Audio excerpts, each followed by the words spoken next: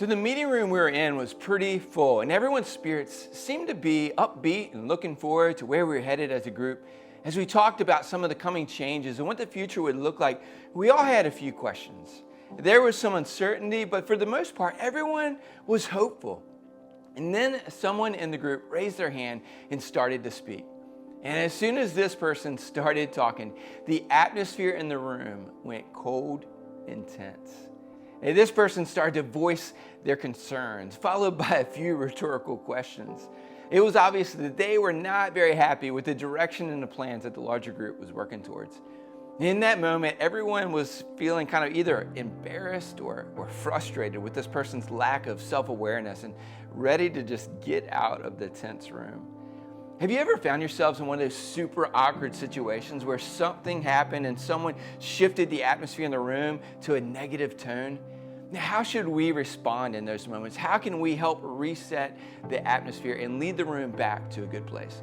Now, here's a few tips for resetting the right atmosphere. Number one is this: don't let their tone reset yours, right? Again, be a thermostat, not a thermometer. Pause and respond. Don't just react in the moment. Number two is this: it's okay to acknowledge the awkward elephant. Don't just act like it didn't happen, because guess what? Everyone knows that it happened and they're probably feeling like you are. If someone has chosen the wrong tone or timing in voicing their disagreement, you're not obligated to give answers in that moment.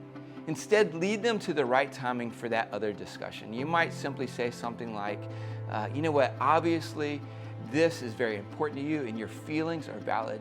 And let's set up a time for you and I to discuss those concerns together. And number three is this: redirect the room. You might want to say something like this just to everyone in the room. You know what? You might say, we understand that emotions can run high when we face change or challenge, but we believe that if we stick together and if we give each other grace, we're going to win.